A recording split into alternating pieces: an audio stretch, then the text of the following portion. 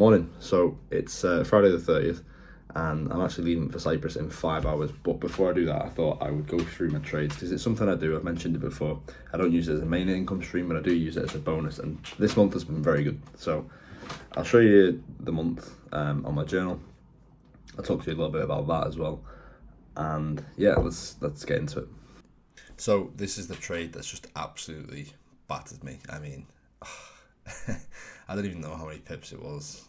Like, that's just, I don't want to look at it anymore. But I've got to journal it and I've got to upload it. So a loss is a loss. Point is, it went my way. Is there anything to learn from this? Not really, no. Maybe I should have set that a little bit higher. In fact, why didn't I? It was at this moment that he knew. He fucked up. So that is the mistake. I should have set the stop loss higher than this previous high. It is what it is. Slight error, and I've just realised that now. So yeah, that's coming to fruition. Nice. Anyway, I'm going to journal it. I've just took a screenshot and stuff. So this is my journal that I use. It's called FX Bullsheet.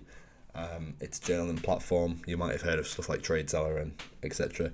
You don't want to use them. Expensive. Anyway, this one's nice and cheap. So tells you a few bit different things. Obviously, your win rate. You can set, what time frame. But we're just interested in this month.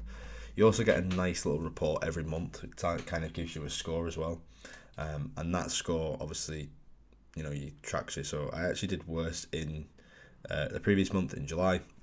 Obviously, we're going to get a new report next month, which tomorrow. No, Sunday. So Sunday, I'm intrigued. I think I've smashed it this month, to be honest. So we should be seeing a back of a high. The reason I had a bad month there is I just didn't really trade. But yeah, so it tells you all your kind of good things. Obviously, my best session for this month was New York, but I think over time, I think it's actually London. There is a graph here, but obviously, it is what it is. And this is probably my favorite tool on FX Bullsheet, and it's the ability to see when you traded and when you haven't, and kind of your wins and losses. As you can see, Thursday was amazing, and I broke the streak, which was absolute nightmare.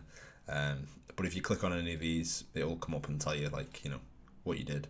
Did you trade that day, etc., etc. So exactly 2 day. So it's pretty handy. You can also set a capital. So if you manage a personal account like myself, you can put that in and you can manage the capital, and obviously your returns, your deposits, and your withdrawals will add up, and that'll always keep going. You do have the streaks here, and as you can see, I keep breaking it. I think the best I've had is like 3 or 4.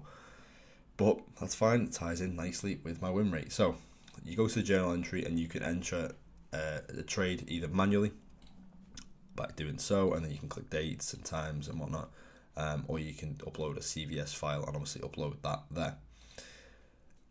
Obviously, I'm not doing that now because I've not seen any trades, and I don't think I'm going to trade on Friday. But what you can do is upload your data, tells you returns, your percentage returns and whatnot. Obviously, I'm leveraging heavily, and you can write a comment. And when you click on this, you can then review your trade. So you can see your target RR, your actual RR, and everything else in between. And you can also see what you did in the trade, which is quite nice to review. It tells you your average hold time and stuff like that. But you can upload. So obviously I'm going to upload a trade now, which is this one.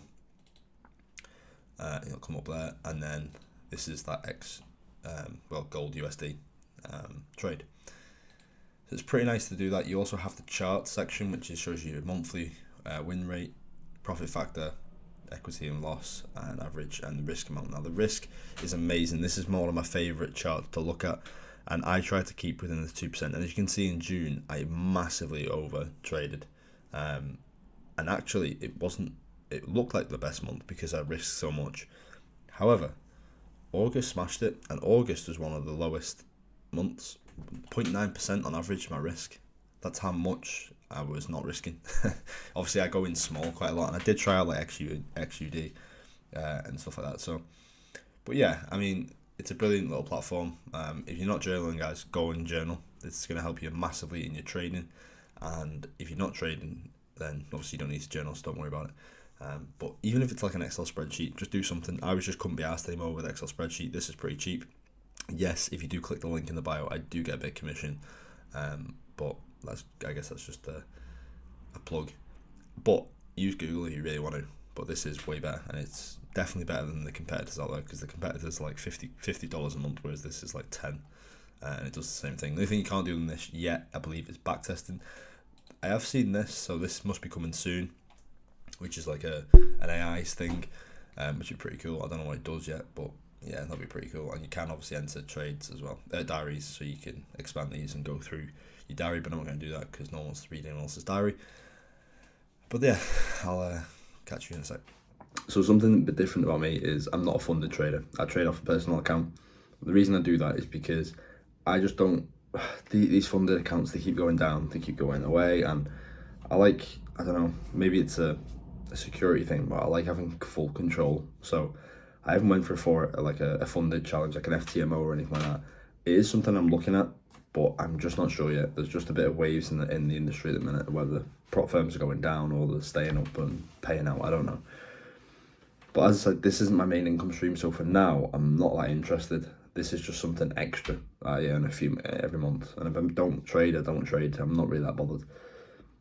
So, should you be a funded trader? I think everyone should learn on, their own personal account first. I think you'll get a better emotional control and you'll make less risky decisions if it's your own account. I think if it's not your account and you see it's funded, you might just see it as like, oh, well, I can do whatever I want. And that's how people lose their accounts and stuff. And I think if you're relying on that income as well, it's game over. But I don't have a massive personal account, not that I'm trading with anyway, and the point is it's making a decent return. You don't need that much to actually, have that extra bit of side money, and then maybe you could do it full time. I mean, for me, I'd have to do quite well to replace my income, but for me, it's just something extra on the side. Like I say, it pays for holidays away, pays for cars, stuff like that. So it's nice to do. So that's pretty much it for this video, because obviously I'm going to Cyprus in 5 hours and I'm going to do a bit of a video when I'm over there. Maybe rent a quad or a buggy or something and do some filming. Yeah, it'd be pretty sick. So I'm going to leave it there. I might take a trade today. I don't think I will because I'm going to be on a flight, and yeah, you don't want to see a stop loss hit when you land, do you? So yeah, it's been a good month, and I'll see you in the next one.